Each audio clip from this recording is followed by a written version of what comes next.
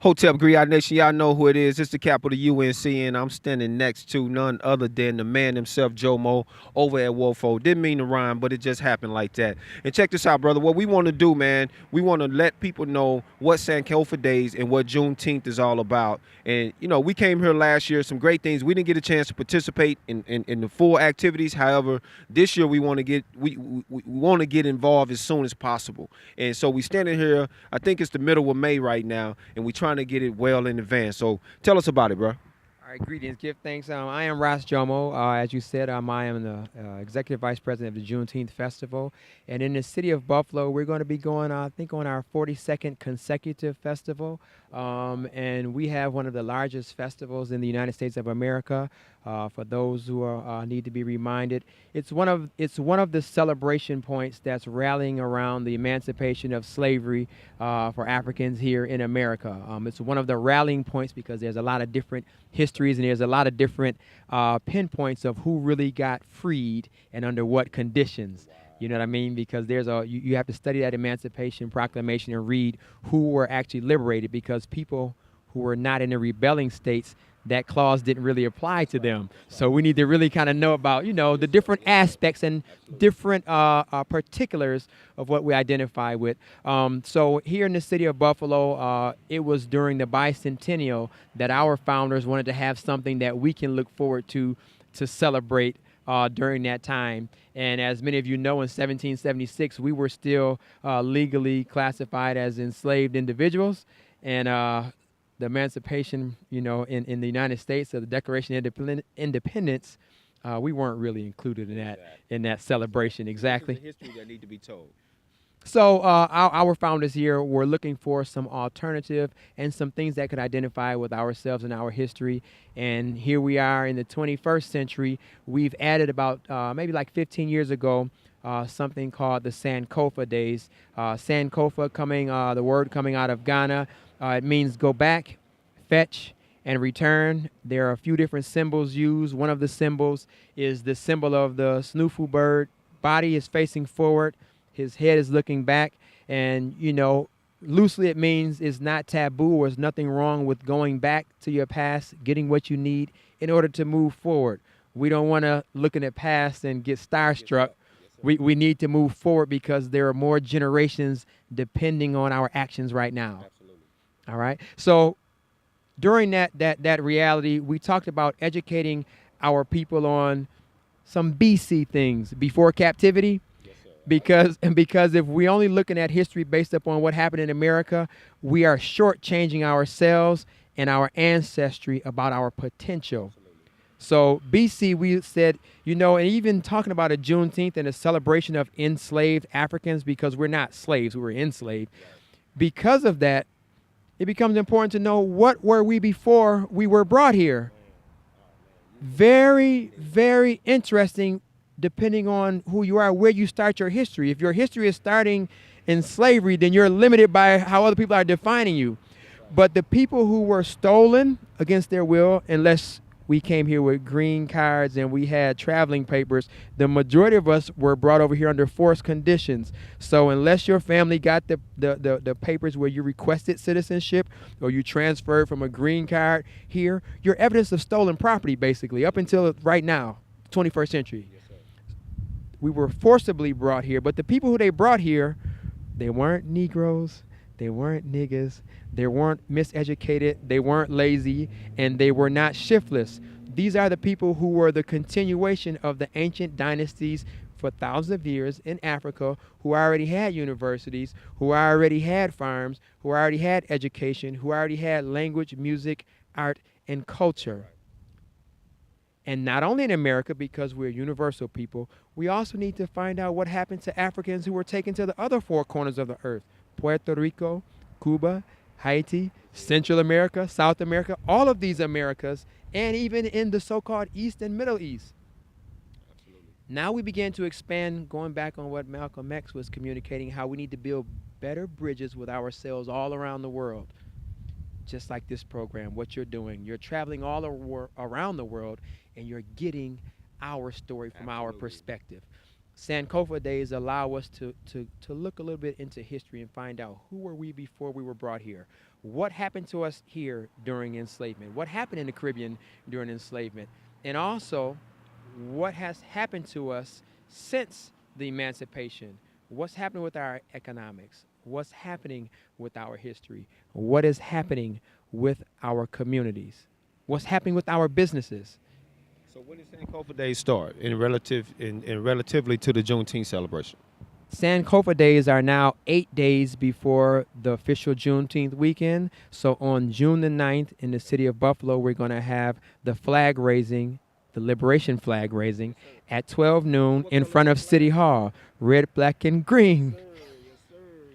That flag will be a ceremonial raising right in the city of Buffalo, which is a very important place because yeah, and not only that, but Marcus Garvey used to travel to the city of Buffalo, and he used to command an audience of thousands of people in the 1920s. So we're continuing the story that our ancestors have left for us. We're not just studying history, we're continuing it, we're making it, and we're planning to build a better one. So the Sankofa Days are trying to remind us universally of our responsibility to our ancestors, our responsibility to those who are here now, and also thinking forward, the responsibility to our generations to come, because the world that they inherit is the one that we're going to leave. Absolutely.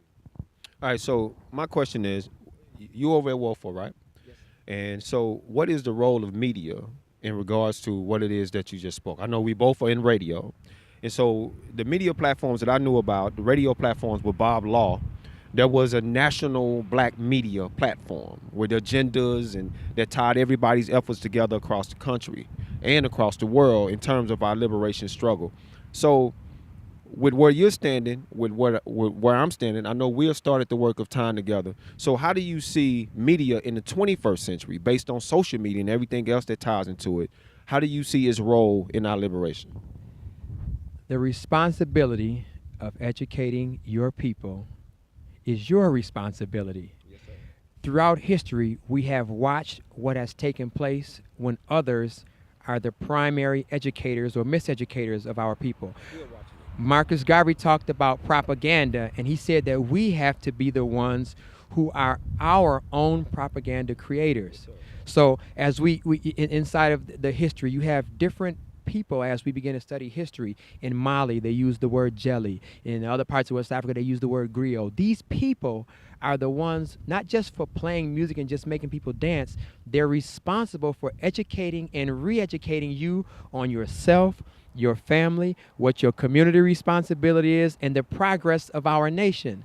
So the people who have the ability to remind people of their history, to clearly talk about what is happening in the communities and how it affects us, our media has to be on the front line, especially in the 21st century where many code words are being used nationally and internationally to undermine the progress and the life of our people. Yes, sir. And that's important. The number one influence on people's minds today is media. The second influence is the peer group, and the third influence is parents and or grandparents. So I put it like that. So we see that it's been upside down because normally our parents and our grandparents, our elders are our first line of understanding, but now it's been flipped. So media is very important. Wolfo Griot Nation, y'all see us standing together. This is what we do. Now, here's the deal. We standing on holy ground right now.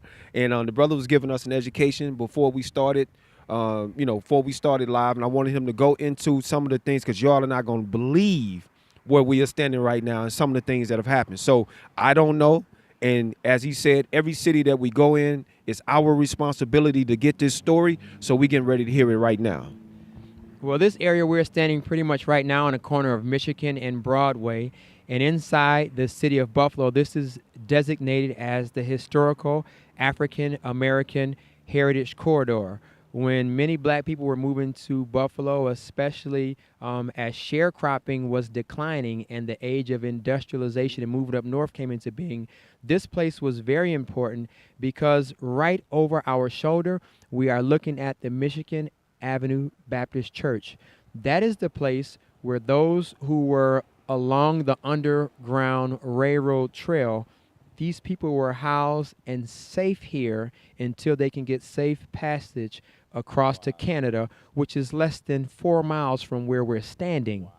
So Buffalo is a part of the Great Lakes of North America, just like in ancient Africa, part of the Great Lakes in Kemet is there also. Buffalo is also home of the Niagara River, which flows from south to north, just like the Nile River flows from south to north. So there are some very groundbreaking things that have happened in this region. When we look at things like the NAACP, the Niagara movement, those meetings took place here.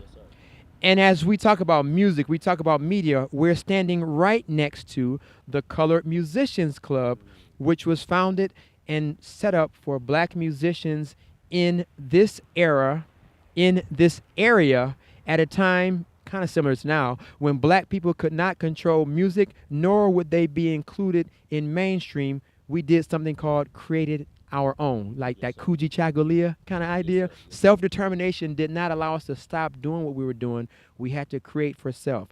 And over there behind the church is the Nash House. These are some of the foremost minds of the 20th century that helped shape the progress of black America.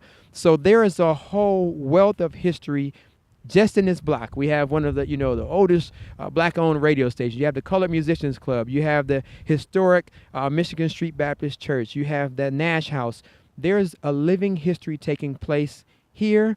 And as we Sankofa, we're remembering the things of our past so that we don't lose sight of what our responsibilities are now with more money, more technology, more access to the world than we've ever had. And if we know about Marcus Garvey, how many people he organized without a fax machine, without a pager, without a cell phone, without a Facebook, without a Twitter, it's just the hearts and minds of the people working together. That's why the people who are the griots, the musicians, the artists, they're so important because they're preparing the minds and hearts of the people throughout the world. Very important, y'all. Check this out.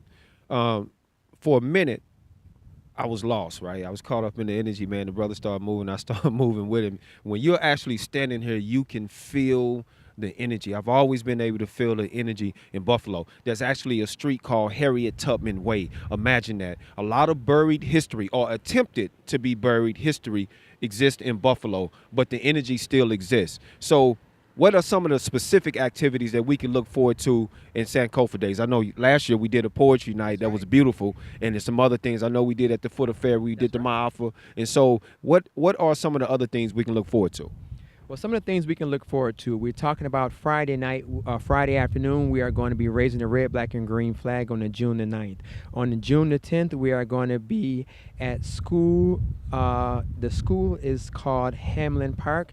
That is going to be an activity where we're doing a production called My Child Plus Your Child Equals Our Children. And we're going to be uniting the Hispanic. We're going to be uniting the African-born. We're going to be uniting the African-Americans. And we're talking, and we have these young people who are actually performing, telling their stories. But at the same time, we're putting into a communal perspective of how all of our stories are important, especially when we tie in this African connection. On Sunday, we are going to be here inside of this historic African-American Heritage Corridor. We're looking for the artist known as Warrior King to be in the city of Buffalo doing a free concert between a rock and a hard place. That's between the two brick buildings. Yeah, but we make things happen under stress. Monday, we're going to be at the African Consciousness Workshop over at the Frank E. Merriweather Jr. Library, which is also one of the most important media houses in this city, the oldest black-owned newspaper in Western New York since 1925. So when you're speaking of Malcolm X, you're speaking about all the leaders, even with Marcus Garvey, this newspaper was here to record this. And we're going to be at that library. Tuesday, we're going to have more activities dealing with health, the health of money. How do we stay financially healthy? Whether you have $1,000, $10,000, $100,000, $1 million, we're going to be having Key Bank is going to be communicating about how setting a budget, how we need to analyze what we're spending and how we're spending it at all income levels. We're also going to be talking about mental health because many of us are plagued by things that we're just used to surviving, and we really need to heal ourselves. And without understanding what's happening as a community, as a people, black social workers are going to be talking about what are the chronic ideas and things that are plaguing the minds in this community. and something about what's happening in our community is happening in all black communities all around the place. So as we come together, we learn together, we take information like ants and we go and share it with each other. That's what the people responsible in the communities are doing. We're also looking to be doing some activities with some young people. By the time we get to Friday, we're going back and forward inside the schools because we're not leaving the young people out of these reasonings. So we're looking on putting something together, having a youth forum with our brothers and sisters. We're looking heavily for that because the young people have to get true information that they can feel and see. That's what we're depending on. And then we're already at the festival. Yes, sir. That is, y'all, live and direct, Jomo at WOFO. We're talking about Sankofa Days, and we're not only talking about Sankofa Days, we're talking about what they symbolize, the ability for us to re-strengthen, regrow, rejuvenate, and move forward in the most powerful way possible so that we can become whole again, reversing trauma, dealing with finances. Every aspect that governs what we need to build and reclaim our village will be taking place during Sankofa Days. You don't want to miss it. The Juneteenth celebration is coming directly after that. However, the preceding activities are most important because they prepare your mind, your spirit, and your body to receive the energy of our ancestors and move us forward in the most positive way possible. Brother, I want to thank you. My brother, man, this is beautiful. If you got any last words you want to share with the people, how they can get in contact with you, how much information or where they can get more information about it, you're welcome to do that. It's up to you. Juneteenth of Buffalo. You can look at our Facebook pages. And for those of you who are out of town, go ahead and take a look and maybe plan on coming here. This is one of the brightest times to come to a city where you see our people working together from all over the city, state, nation, and world. Many from the African continent, from the Caribbean, they're here during that time. And it's a beautiful thing to be able to share energy with each other. So we're inviting everybody to come to the city of Buffalo. We call it Africa Town, and partake of things when we're on the front of our own stage. No doubt. And so you got those dates, right? So starting on June 9th all the way up to June 18th, we will be Buffalo would be the place to be if you're African, if you're non-African, because African people have the responsibility of culture, the human culture as a whole. We are a xenophilic people under xenophobic oppression, and we must break it. Peace, love, life, love, and liberation.